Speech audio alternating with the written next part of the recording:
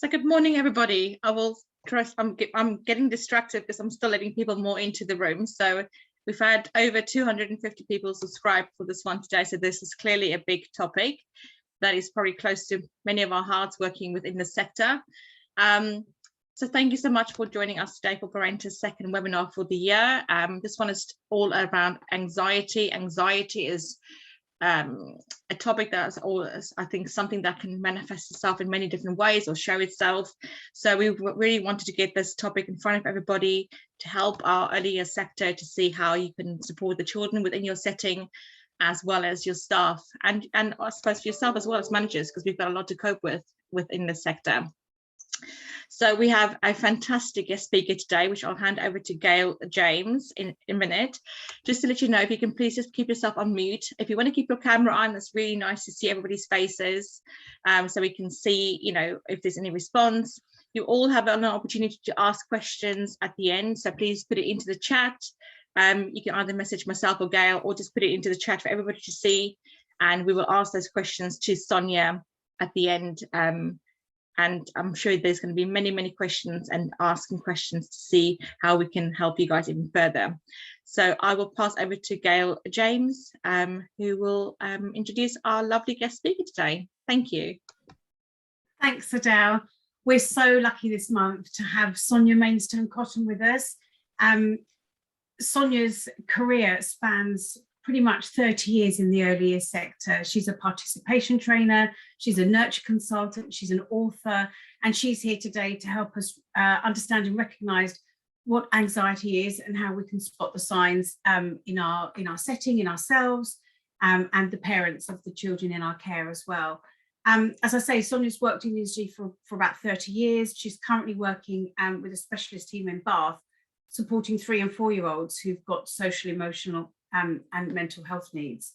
She's written 8 books, of which we'll put the links of in the webinar email that goes out with the recording after the session today. And today she's going to be discussing how we can understand and recognise anxiety in both adults and children, ideas on what might help anxious feelings in both adults and children again, and signpost us where we can go when we need further support for anxiety. So without further ado, over to you, Sonia. Thank you. I'm just going to share my screen. Hi, everyone. Really lovely to see you, particularly those of you who are maybe in work and taking a little break, and those who are on half term. If you're on that, if you're term time and you're on half term, yeah, I can see Libby's putting a hand up. So I'm on half term. I work in schools most of the time, as well as delivering training. And I am on half term. I'm really sorry for those who don't get half term, but if you do, it's a really precious moment. So I'm going to be talking about anxiety. We don't have long, so I'm going to jump straight into it rather than giving you blurb about me and who I am and things, because I think this is more important. So hopefully you can all see my screen. Hang on. It's just, let me go for play. That's going to be better. Right then. So we are in weird times, and we've all experienced very strange times. We've all experienced a massive range of emotions. Just for a moment, I want you to do a check-in. You don't need to say it to anybody else, but I want you to do a moment's check-in about how are you right now? How are you feeling? So currently for me, I'm actually feeling okay. It's middle of half term. That's pretty good for me. I've been away for a few days, so that's great. And the sun is shining. I'm really sorry if the sun keeps coming over my head during the thing, but it's this room I'm sat in, when the sun is shining, it's really beautiful and it really streams through, and that makes me feel good. So just think about, how are you? But maybe you're not feeling quite so great. Maybe you're feeling a bit down or just a bit rough. So take this moment, these kind of 20 minutes that we've got, just to be really kind to yourself. And that's largely what this is about, recognizing how we're feeling and learning to be kind to ourselves. I think one thing that's become a really common feeling in the pandemic, and let's be honest, we are still in the pandemic. I don't really care what Mr. Johnson says. Personally, there is still a pandemic. It may be changing slightly, but there are, it's still around. And I think for many people, have experienced waves of feelings. So I know for me, that's been really key, particularly at the beginning. Those waves of feelings were coming over me really quickly, almost to the point where I have to be honest, I did have moments right at the beginning of the pandemic and thought, oh my goodness, have I got bipolar? Anybody who knows anything about me, my mum has bipolar. I've written about bipolar.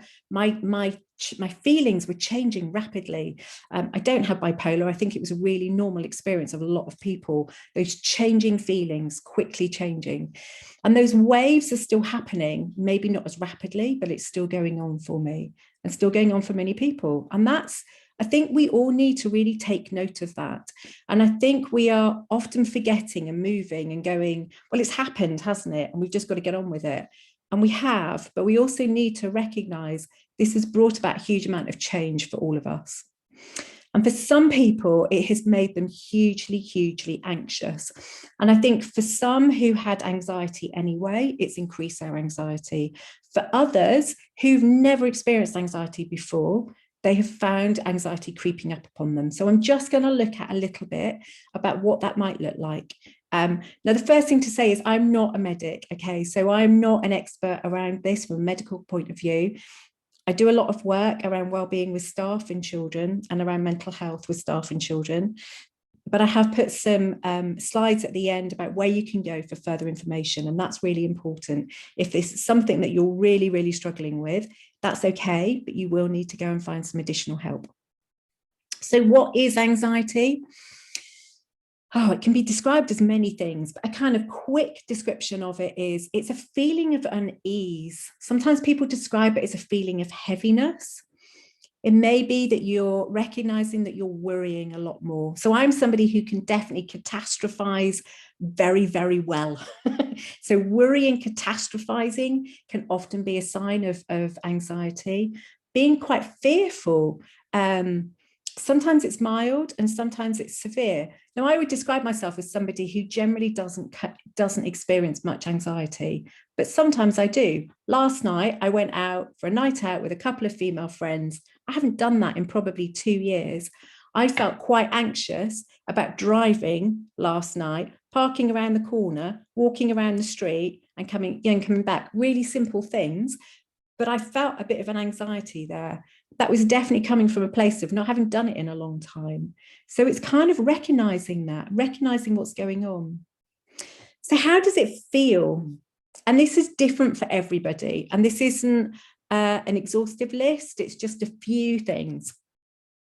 Your heart might race. You might find that actually your heart is racing much more. If you have a Fitbit, that will show you if your heart is racing or other devices, but that kind of thing. So I have a Fitbit that I use for my swimming, and that will tell me when my heart rate is getting quicker. That's a really good sign to me of actually that's not great. Something's going on here. You might feel sweaty. You might be shaky. I think that's usually a bit more extreme, but for some people that's the case. Your breathing might be shallow. Definitely, I've noticed that. So when we breathe, we want to breathe from really low down, not up here. We don't want to be breathing from up high. We want to be breathing from low. And if you're really anxious, your breathing can feel quite shallow. You might have tummy pains. You may experience IBS, things like that. That's a particular common one with children. Now, with all of these to say, this is true for adults and for children. But some things that you're more likely to see in children is if you've got a child who's regularly complaining about tummy pains, do think about anxiety. Have that in the back of your mind. Maybe other things, but it could be anxiety. It may affect your eating. You may be somebody who, when they're anxious, they eat more, or you have no appetite at all. And it really, you find it quite hard to eat. It might change your behavior. And I think that's something we've seen a lot of during COVID, people having to change their behavior. And then when they go back to more normal things, they find that quite difficult. So like me going out last night, it might feel really overwhelming. You might have just this overwhelming sense of gloom and it all just feels too much. You may find it affects your sleeping. Now, some people find that they sleep less and some people find that they sleep more. A sign for me when I'm quite anxious or stressed is I can sleep loads. I sleep pretty well anyway. I'm the sad person who can be at a party, and if I'm tired, I just fall asleep in the corner of a room. No problem. I can sleep anywhere, anytime. If I'm stressed and anxious, I sleep a lot more. So again, that's a kind of warning sign. It might stop you doing things. You may find that you've become really fearful and there are things you just won't do.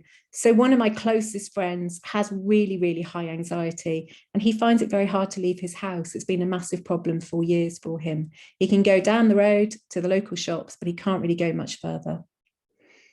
You may find that you keep checking things, which can be similar to kind of some OCD tendencies where you're having to, so for example, go back and check the front door. Have I locked the front door? And it might be several times. Again, that can be a sign of anxiety.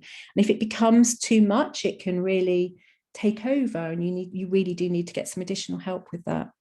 And you may find that you don't want to see people. Again, that's quite uncommon when you feel anxious. And again, with all of those, they're really similar for children as well as for adults. So you may find that children in your setting are just not wanting to be with their friends, are finding that quite difficult, or not wanting to come to nursery, or feeling overwhelmed in a way that you wouldn't expect. So what can cause anxiety? It's different for everyone. The pandemic, absolutely, it can cause anxiety, I think. It could be your change in work. It could be increase in pressure, maybe at work or at home, maybe increase in pressure in your community. I think sometimes we forget that the communities we live in can cause us some anxiety sometimes. So without a doubt, if you were living in Ukraine at the moment, I would imagine you would be highly anxious. And you may be highly anxious actually about that world situation. It could be stressful situations. It could also be the menopause. And I add that because if you're a woman of a certain age, you will be going through the perimenopause or the menopause, and that can cause feelings of anxiety. So there's a link at the end if that's something that's useful for you. And you may not link those two things together, and it's worth thinking about because it could be that. So I'm going to take you through some examples of what might help you. Okay, these are just really simple ideas. So the first one, mindfulness, breathing techniques, and yoga. There is lots and lots and lots of research to show how this can be really helpful. If you haven't tried yoga before, Yoga with Adrienne is on YouTube. It's free. She's great. It can be quite hard work. Try one of her easier ones if you've not done it, but yoga can be a really good way. So it works on body movement, but also breathing exercises. Mindfulness can be very, very helpful for anxiety, for really learning to bring it down. So mindfulness is about being in that moment. And you can either use meditations or you can do some movement mindfulness. If mindfulness is new to you, there are a couple of apps I'd suggest. So you can Google it, but there are a few apps. Smiling Mind is an Australian one, and that's free, really good. They have lots of meditations on there, really short ones and longer ones. Buddhify is another one, that's a UK one. There's a one-off fee, it's about $5.99, I think. And again, lots of things on there. They also have sleeping ones on there. So sleeping is something you're struggling with. There are some bits on there that can help. 7-11 breathing can help. So that's where you breathe in for 7, you breathe out for 11. If you were doing it with children, you use a pot of bubbles. You breathe in, you blow through the bubbles, bob a wand, and that bubble breathing works in the same way. It's bringing more oxygen into your blood and slowing down your heart rate. And the final one on there, it's slightly bizarre, but it's a composer called Max Richter. I really like him. If you've got Spotify or Apple Music, he's written a track, which is an 8-hour track called Sleep. You need to try it, look at it, but it's great. It's really good. He's also on iPlayer. So if you look him up on iPlayer, there's a whole thing about it, but that's worth looking at. Exercise can be really useful for anxiety. Having said that, I recognize though, if you're highly anxious, actually sometimes getting out and exercising can feel really hard. But I would say with exercise, it's about find your thing, work out what works for you. So for me, it's swimming. I adore swimming. I am obsessed over swimming, I must admit now. I never used to exercise. I took up swimming, endured it for about 6 months, and then I really got hooked. So I swim 5 days a week. And then when I can, I cold water swim. That's amazing. That's brilliant for anxiety, but it's quite hard in the winter. But anyway, so exercise, find your thing, go and do, if you can, some regular exercise. If you're able to do a little bit every day or a few times a week, then you will find that really helps. Again, with children, doing exercise with children. Talking with others. So really good research to show, actually, if you're feeling anxious, sometimes we need to get it out of our head and talk to somebody. So I recommend having a list of 5 people. Who are the 5 people you can talk to, that you can go to? I suggest 5 because 1 or 2 of those, if you only have 1 or 2, that might not be a good time to talk to them. Or if you're feeling anxious about your mum, you don't necessarily want to talk to her, you want to talk to somebody else. Or you're feeling anxious about your partner, you want to find somebody else. So a list of 5 can be really helpful. Consider looking at helpline as well in counselling if you need to, and I've got a list at the end. Calming tools can be really useful. So I'd suggest making a sensory toolkit. Really simple things. So some hand cream to do a hand massage, maybe some lavender bag, maybe some chamomile tea or other type things. A stress ball can be really useful. Essential oils. So find the thing that works for you. I have one that I have in my bag that I carry around with me. And if I'm feeling particularly stressed or anxious, then I will use some of those tools just to help bring me down a little bit. And again, there's similar things that you can use with children. If a child is really stressed, give them a hand massage, get some hand cream and do a hand massage. Really helps to bring them down. Or have lavender bags that they can smell. Some people find creativity really good. So being able to do something creative, they find that quite soothing. Some people love kind of mindful colouring. Personally, I can't stand it. I can't do the colouring in the lines. I find that stressful, so it has the opposite effect on me. But again, it's like what works for you. This is like a menu. So it might be art or music, it might be knitting, whatever. Find your creative thing. If that's what helps you, then do that regularly. So with all of this, it's like find the thing that helps. And being in nature, I think for me, this is a really important one. So research shows us you only need to spend 10 minutes in nature for it to be enough to really lower your serotonin levels, to lower your stress and your anxiety. Some loads of research around that. So if you can get outside, just 10 minutes can really help to bring down and lower those anxious feelings. So for me, I will often just sit in the garden or go and do something in my greenhouse at this time of year, do a bit of pottering around.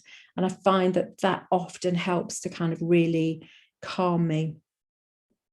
Again, really important thing to do with children as well. And finally, it's about doing things that make you happy. And that sounds really frivolous, but it isn't. Knowing what it is that makes you happy. So on my desktop, I have a happy board, and I've got photos on there of things that just bring me joy, that remind me. Admittedly, a lot of them are of cold water swimming spots that I've swam in, but it's also things like family and my garden and friends. And it's that reminder of, yeah, actually, that's what brings me joy. That's what really helps me, going back to that. Because when you're really low and really struggling, you can forget. And that sounds daft, but you forget.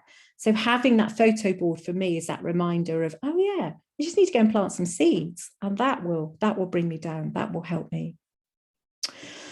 So this page is what organisations can offer you some support. So Anxiety UK is a really good website. I'd recommend them. NHS has a lot going on now around mental health. So they have a really useful page, Every Mind Matters mental health issues. In fact, to be honest, I felt the NHS page was better in some ways than the Anxiety UK page. So that would be the one. The top tips is really good. There's a group here called Quell.io. They started out as an organisation called Cooth for young people. They specialise in mental health. They now do mental health support for adults. Now, in some parts of the country, you can go on and get that free support if your local authority has signed up to them. They're a smallish organisation. I know about them because my daughter works for them. She's a mental health researcher for them, which is quite handy. But they're worth having a look at. So in some parts of the country, you can sign up and get some free information. It depends on whether your authority and your age, but they're worth looking at. Mind, again, is really good. And then the final one is balanced menopause. If menopause is something that where you're at and you think your anxiety is linked with menopause, go and have a look at the Balanced Menopause website. Really useful, some really good stuff on there. That's an absolute whirlwind for you. But hopefully it's given you some ideas. I'm going to stop share so I can hopefully see you. There we go. Are there any questions? Thank you so much, Sonia. Wow, that was, I must have a smile on my face the whole time, because I just thought, wow, there's so much stuff that you don't even recognize as signs of anxiety that I could see in myself, that I'm thinking, God, you know, I don't think as myself as an anxious person. I think I have, you know, we cope with quite well with stress, but actually listening to that, just your list of things there, it's almost like a little tick box. I was like, tick on everyone. We actually did have quite a few questions, and I know there's more coming in. If I start with the first one, and then between Miguel and myself, we will ask some more questions. We had a really good question from, hopefully I'm pronouncing this okay, Nakiru. I'm sorry if I'm not pronouncing that correctly. That must make me really think. And I had to think of myself, actually. Nakiru asked, please explain how one can be kind to themselves. So, you know, what exercises we can do, you know, what does that actually mean to be kind to ourselves? So for me, being kind to myself is about recognizing what helps me. So it's about, one thing is about saying no sometimes, and that's okay, and not berating myself over that. It's about recognizing how I'm feeling and what my emotions are, and not judging those. So recognizing emotions are neither negative or positive. If you want some stuff around emotions, Brené Brown, Atlas from the Heart, her new book is just outstanding. Really, really good. So it's worth looking at that. But being kind to myself is about not putting pressure on myself. You know, if I eat a bar of chocolate, that's fine. You know, that's okay. If I sit down and read a book rather than doing some work, you know, that's all right. That's what I'm needing right now. If I need to have a nap, then I'll have a nap. It's that kind of not judging myself in a harsh way, but giving myself positive messages, being kind to yourself in the way that you would be kind to your best friend. I like your concept as well of actually having reminders around you that it's actually a positive influence. So like you said, your family, things you really enjoy. That's something I haven't considered, actually. I really like that. We had a good question from Gan as well. She said, how can we support a child that's having problems with transition, that's showing distress, obviously screaming and really showing those kind of anxiety? Okay, so first thing I would do, so big thing with children is helping them to have the word. So I wouldn't necessarily use the word anxious, I would probably use the word worry. And I would say, I would use a script with my 4-year-olds that I work with. And I say things like, I'm wondering if you're feeling really worried right now. I can see you're really upset. I'm here to help you. And what they're needing right now in that moment is for you to be really regulated, because they can't regulate themselves. So they need that co-regulation from you. And it might be that you're sitting there and you're holding them if they can cope with being held. You might do some rocking. Think about how we rock babies. You know, when we're soothing a baby, we're rocking a baby, aren't we? Actually, quite often the 4-year-olds I work with, that's what they need. They need me to sit there and hold them and rock them, and that's okay. And maybe making those soothing noises. It's okay, I'm here. It's all right, I'm here. Those sorts of things. With around transitions and anxieties, lots of pre-warnings is really helpful. Don't throw it on them, and talk it through, not in an over way. So talk it through in a way that's appropriate for their age and understanding. So for example, if it's a transition about going to school or going to nursery and they're struggling with that, you might want to do some pictures. So look, this morning we're doing this. So have a, you know, in the way that in early years we use visual timetables, you can use a visual timetable at home in exactly the same way. So these pre-warnings are really useful. You might want to think about a transitional object for them to go from you to home. A really, really lovely book that you can use with children if they're struggling to leave you is The Invisible String by Patrice. Hang on, let me lift my glasses up because I've got it over there because I used it last week and I can't find the name. Can't see it. It's Patrice someone. The Invisible String. I can't think of her surname, sorry. But Google The Invisible String, and it's a really lovely book about transitions and about children who are struggling with not being with their parents. It's beautiful. It's an American author, but I highly recommend it. I use it a lot with the children I work with. Yeah, so try those sorts of things. Sorry, anxiety in children, maybe that's a whole other webinar we do on another day, because actually that's a huge that's a huge area. That was interesting. I love the fact that how you've actually just taken that one topic and given us such a vast amount of information already, just, you know. And as a mum myself, I remember having to drop my son off at nursery and bawling my eyes out in the car, you know, because he's literally screaming his little head off. How do you support parents who have to drop their kids off, you know, and you can see them having those kind of anxiety, and a lot of the times they will relate or transform that or push that anxiety onto their children? Yeah, definitely. So I'm working with a little girl this year who's a really highly anxious child, but she's really highly anxious because her parents are both incredibly anxious, really, really anxious. So I think what you do there, in an ideal world, if you've got a setting, if you've got somebody whose role it is to support parents, that is really, really useful. I know that's not always possible. But certainly giving feedback to parents about, I know this is really hard. So again, you know, we use those scripts with children, I wonder how you're feeling, but acknowledging to parents, this is really difficult. When your child is really crying and I'm asking you to leave them, it makes you feel terrible and it makes you feel guilty. I've been there, that's really hard. So acknowledge that, and maybe say to them, what are you going to do now for yourself? So when that was me and my little ones were going to nursery or school and upset, I would go home, I would make myself a chamomile tea, I would do some things that calmed me, I would do something that helped me, and that helped to bring me down. So it's recognizing that. It's also getting them to think about that transition as they arrive at school. So what is your morning like? So for example, if your morning is really stressed because you're trying to feed them, you're trying to get their teeth done, you're trying to get them clothes, then you're trying to do their packed lunches, is there anything in there you can make easier? So could you have the clothes out ready the night before? Could you have the packed lunches done? So I'm laughing at myself. I never did the packed lunches the night before. I'm really sorry, I never managed that. But you know, in theory, could you get the packed lunches done? What is it that makes it easier? Can you leave the house 5 minutes earlier? Is it that, you know? So actually arriving at nursery a little bit before, when you're able to find a parking space, because let's be honest, that's stressful, isn't it? You know, all those sorts of things. Just, and it might be you talking it through with them and saying, can we just talk through this? I've got one setting at the moment where a child is very anxious, and the school are allowing her to arrive 10 minutes later, which means that they miss the crowds. So actually she arrives calmer, mum's calmer. It's a much better way. She's generally arriving in school and not hitting somebody, which is a win-win for everybody. So it's, you know, just by that. So again, can you negotiate that if that's a really big issue? Schools and nurseries will often be really flexible around that. If it's about a child's mental health, then that can really help. Does that answer? Thank you so much. I'm going to speak very fast because my postman has just arrived and my dog's going to go ballistic. So Tina and Kelly have just said that this is really wonderful. Thank you for all these ideas, not just from a practical professional perspective, but also a personal one as a mum and someone who suffers from GAD. So thank you. And no, Gail's got lots of questions, so I'm going to put myself on mute and I'm going to let Gail quickly ask the next one.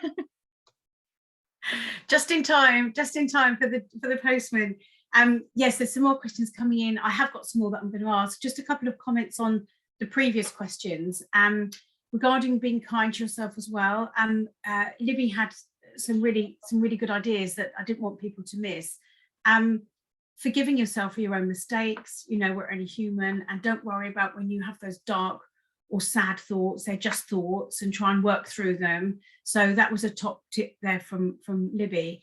And Judith Bristow also wanted to say thank you so much for including the menopause in this conversation. There's so much broad brush misinformation out there, which is confusing. And I think anxiety and menopause is again perhaps another webinar altogether on that potentially. You know, so thank you for that.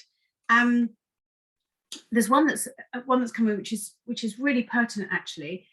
We talk about saying, you know, it's okay to not be okay, but how do we help our staff? You know, if we're having a bad day, but how do we help our staff also say and deal with those feelings when maybe they think it's really important to be okay for the children? Have you got any kind of mechanisms or strategies or or top tips that you have maybe in the staff room or in the, you know, when you're just getting ready for work? Yeah, I think that's a really good question. I mean, for me, largely it's about managers. How do you model honesty? And that isn't about offloading everything, obviously, on your staff team, but it is about having an honesty. You know, if you're having a bad day, it's absolutely okay to say to your staff and to your children, actually, do you know what? I'm not having the best of days today. So I turned up at school one day to work with some children, and I really wasn't having the best of days because I'd encountered a rat that morning, and I have an utter phobia of rats.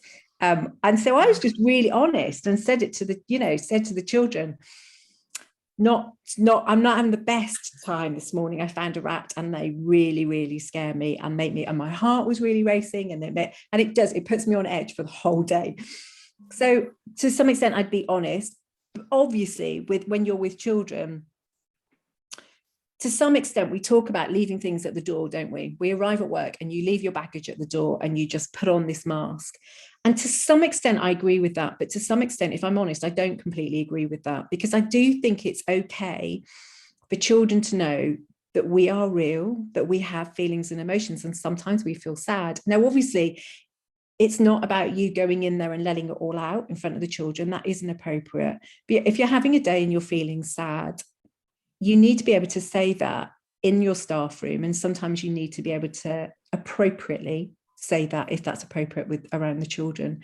But within your staff teams, I think what I really like, one of the I did my early years degree later on as a mature student, okay, when I was in my 30s, and I was working for a charity. And one of the tutors I had was a woman called Claire. She was brilliant, and she used to run a nursery, and she talked about, she enabled staff to arrive.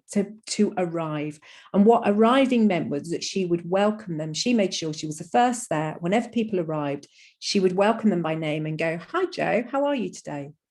And that gave them that moment to just be able to go, "Actually, do you know what? I had a really bad night. I didn't sleep very well," or "I just hit a rabbit on the way here," or whatever it is, or to go, "Yeah, I'm great. I'm having a really good day." But that arrival was really important. And we do arrivals. I'm always banging on about how do we help children arrive well and feel welcomed. And I think it's the same for us as staff. So how do you help your staff team arrive, feel welcomed, be able to kind of say what they need to be able to say, and then be able to get on and move on? Because sometimes it is just about being able to say, "Oh my goodness, I was a terrible mother this morning. I really shouted at my children over something absolutely minute. I'm feeling awful." You just need to let that go, and then you can kind of move on. Or it's about saying, "Actually, you know what? I'm really not having a good day. I've just heard my dad's got Parkinson's and I don't know what to do." And sometimes you need to be able to let that go.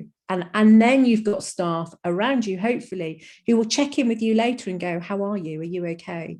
Do you need another 5 minutes? Actually, do you need to be here today? We need you here this morning, but actually we might be able to work the rota so you're not here this afternoon." So it's all taking a responsibility for one another. Does that make sense? Yeah. Yes, very much. Thank you, Sonia. Gosh, we're having more questions coming in. I just wanted to raise a comment from Maddie as well, and it's something that takes me back to my childhood. When you said lavender bags, I was like, oh God, I remember those. Absolutely love those. And Maddie says, yeah, the hand cream massage idea, fantastic to help support children with anxiety. Any other tips? She's finding that so many children do not like the loud and busy environment. That's inevitable, obviously, in a preschool setting. They seem so anxious and on edge throughout the day. Like you said, so many of them are not used to it due to the pandemic. That's a huge issue, isn't it? Absolutely. I think I actually have a real I can't scientifically prove it, but my gut feeling is that noise can make people more anxious. Personally, I think our lives are too noisy on the whole. And I think, in fact, I was talking about this with my female friends last night, and I think we're not very good as adults at sitting with silence. So when I do wellbeing training, one of the things I talk about is having silence, and how do we help that for children? I would really say, so if somebody says it's inevitable that a setting is really noisy, I would counteract that and go, is it?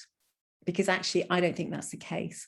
I think it's about thinking about your spaces. So use Elizabeth Jarman's work on communication friendly spaces. She's really worth looking at for your setting, about how do you create spaces that are quieter and calmer. Settings really shouldn't be noisy, over the top places. Now, I'm in settings all the time. I'm in schools every day, or Monday to Thursday. I think I currently work in 10 different schools, and some of them, they feel quite calm, and some of them feel absolutely manic. And then I'm regularly in nurseries as well. And it's quite interesting. It doesn't have to be really noisy. So the first thing I would say is look at your environment, do an environment check really about what it is that's going on. So think about the aesthetics, think about what you've got on the wall, think about, somebody's put the name, thank you, whoever's doing that. Think about, can you use material to soften sounds, those sorts of things. If you've got a child who's really struggling, you might want to think about ear defenders. Ear defenders can be really useful. So I've got a few children who wear ear defenders, and that really helps them. Can you just repeat that name, please? I think it's Elizabeth Jarman. Double check that. Jarman. My brain isn't working as brilliantly as it has done in the past. I'm not very good at names. That's definitely menopause. So I think it's Elizabeth Jarman. Communication friendly spaces. Yeah, Jarman. Jarm. Thank you. Thanks, Amy. We will include the links to this as well in the presentation and the webinar recording when we send it out, just so that everybody know. We had an interesting question from Cheryl. She's saying, how can I help a 4-year-old girl stop clutching herself? She says underneath with her hands and pressing underneath on the corners of chairs due to anxiety. So maybe potentially trying to get away from something. It could be. I mean, so a question I would ask is do a bit of a sensory observation. So do some observations based around senses. So what else is that she's doing? Is she really sensory seeking? It sounds to me that she probably is. So if she's really sensory seeking, is that about a calming thing, in which case you might want to offer some more sensory seeking activities that might be useful. So if she's pushing herself against things, sometimes that's because she's wanting that feedback. So what can be really useful for that are things like weighted blankets, could be really handy. So we use those quite a lot in the work I do. Or just wrapping something around her, so enabling her to feel held. It could be around that.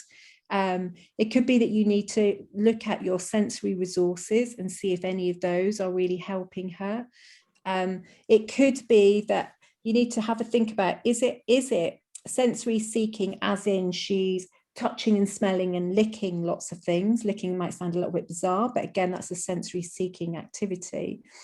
Or is it her inner senses, so her proprioceptive and her vestibular senses?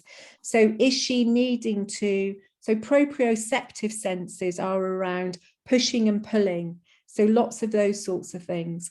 So for some children, they're needing to release, and even when they're anxious, they're needing to release things. So actually, instead of us going in straight into the calming, we need to do some releasing stuff, and that's about meeting those proprioceptive needs. So things like pushing something heavy, pushing a wheelbarrow, pushing prams with things loaded in it, hanging upside down really works for the vestibular. So last year I had a little boy, and this was going on for him, and I spent every nurture session with him.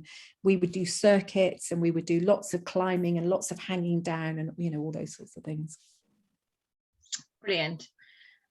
We had one from Rachel Hart, and I'll hand back to Gail after. Rachel's asked, I find a lot of people within childcare are very ignorant of mental illness and anxiety. It has pushed me out of childcare. How can I expect children to be aware of how important this is when on the whole employers, everyone in my experience, see anxiety as a problem creator rather than trying to find a useful ways of relieving it, but adults and students alike? That's very interesting, actually, from someone who clearly has worked in the earlier sector and has maybe not had that support, which I think is what we're trying to create today. Yeah, I mean, it's a really difficult, and I imagine, to be honest, a lot of people would say that in a lot of different sectors. Actually, I don't think that is just unique to early years or education, sadly. I think it's about, but there are some really good employers out there, so I think that's the thing. It's like, find, look around, there are some great places, there are some good people. Absolutely, we should be informing children about it, and we can't do that if we're not informed ourselves. So that's important, to become informed. But check out who you're working for, you know, I would say. And that's really sad if you have left. But if you want to get back in it, you know, there are some really good employers. Look at and ask them the question, what do you do about mental health and well-being? What, you know, what's your policy on that? They all ought to have a policy on it, and how are they using it? I think it's important as well, isn't it? I think sometimes when we go for an interview, you think that you are being interviewed, but it should be a two-way street. You should be interviewing your employer as much as they are interviewing you, and ask those key questions like you've just said, because I think mental health is certainly a topic that's more prevalent now in conversations. People are much more happy to talk about mental health, I suppose. So yeah, it's a really good idea there to actually ask what is their mental health policy and how they support their staff, because it can be a really stressful environment. You are dealing with potentially a lot of different behaviors. It is really stressful. I mean, and an important part of that as well is having good supervision. I mean, that's what's very different from early years to education. So if you're in schools, you won't get supervision, wrongly so, in my opinion. In early years, there is an expectation that you should have supervision, and supervision is a space where you ought to be able to talk about things like that. So if you are struggling, you ought to be able to freely say, actually, I'm finding this hard. And your manager ought to be able to signpost you to places where you can go just to get some support. Yeah, good. Gail? Yes, a couple of questions here actually. Of a semi-similar ilk, Sonia. One from Georgia Wright, who says, any advice on helping a girl who's 6 years old? She suffers from anxiety and she's cutting her hair. Her parents have tried to get help but are struggling. And in a similar way, Gan also says, how do we help a child who bangs their head when they're frustrated or upset, bangs their head with their hand as well? So that kind of reactive behavior. Yeah. So again, it's talking really openly with them about it. So using that phrase, I can see you're really worried, or I'm wondering if you're feeling really worried. Can we talk about it? They might not want to talk about it, but it's giving them that option. If they're hurting themselves, so saying, I really don't want to see you hurting yourself. That makes me sad because I can see you're really hurting. Let's find something else that might help. So some simple things that might help are holding up a piece of paper and getting them to punch through it. Hold it away from you, obviously, because otherwise you'll be punched. But you hold up a piece of paper and you get them to punch through that paper. That can be a really good thing. Tearing paper in the same way can be really good. It can be really releasing. Bouncing up and down, releasing in that way. So talk about, particularly if they're 6, 5 and 6, in a way, you're able to start exploring that a little bit more with them. So being able to begin to say to them, look, I can see you're finding this really hard. We need to help you to find a way of getting those out. Other children scribbling, giving them a pen and letting them scribble and scribble and scribble. There are some really good books on the market now around children and anxiety. The Anxiety Gremlin is one. There's one for infant age and one for older ones as well, but it's for slightly older. Actually, it's more older primary. Do you know what? I will write you a list. There's a book list. I haven't got on the top of my head. I'm really sorry. Some of them I think of really quickly, but there I have got a book list that I give out to schools all the time. I will write you a list of some books that I think will help specifically around anxiety, that it gives you things to do with them. It's sort of working on a CBT type idea. So CBT is something that you might find really useful as an adult, the talking therapies. That's quite difficult to do with children, but there are quite a lot of psychologists now who've created some useful resources using CBT type ideas, but in books.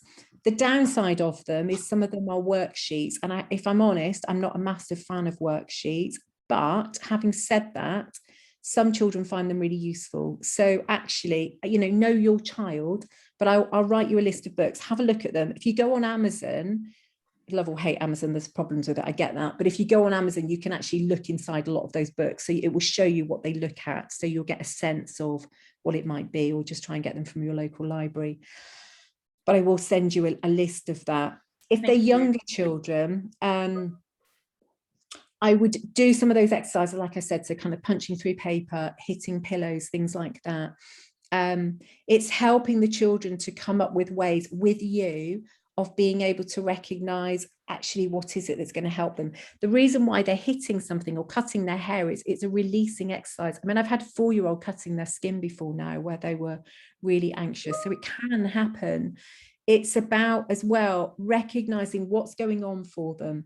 So if a child is self-harming, you have to ask the question immediately, what is it that's really bothering them? What is it that's really getting to them? Is it something here in this environment, or is it their way of telling me that something is really wrong at home? I mean, clearly something is really wrong because they're hurting themselves, but immediately you do need to obviously have a bit of a safeguarding question in your head as well if they're self-harming.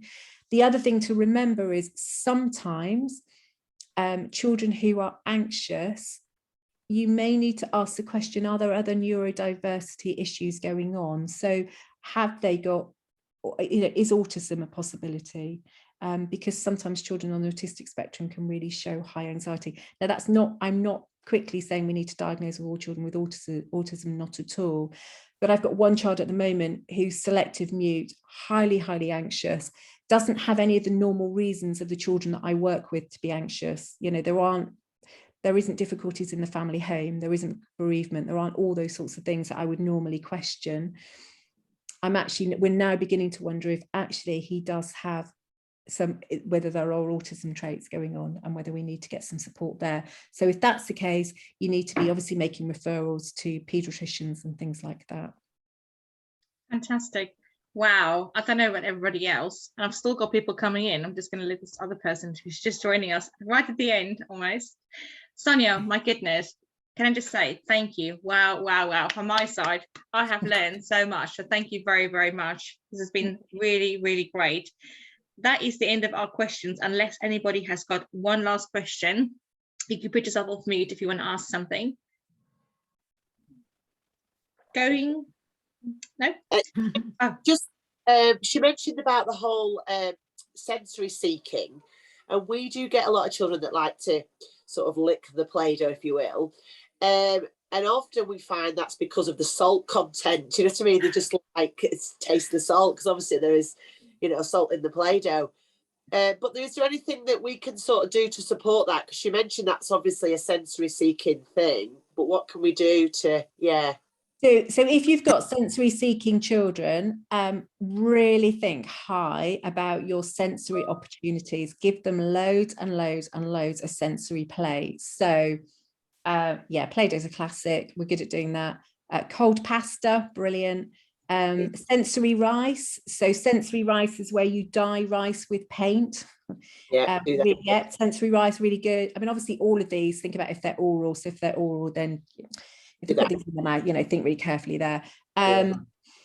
Kinetic sand is a really good one. Lidl twice a year sell kinetic sand in their middle aisle. So if you go to Lidl, we love with a Lidl, don't we? I know. Kinetic sand is really expensive, but Lidl's version is cheap, which is good.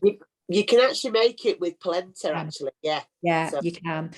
Also, sand and washing up liquid works in a similar way as well, but it's not quite so malleable. Crazy soap is one of my favorite ones. I prefer it over shaving foam because it's malleable. So I really like Crazy soap. Basically loads. So Imagination Tree website, if you've ever been on there, look on her website. It's brilliant. When I use that a lot for sensory. I mean, in my book, I feel really bad bragging, talking about the book, but there are loads and loads of ideas in that last book.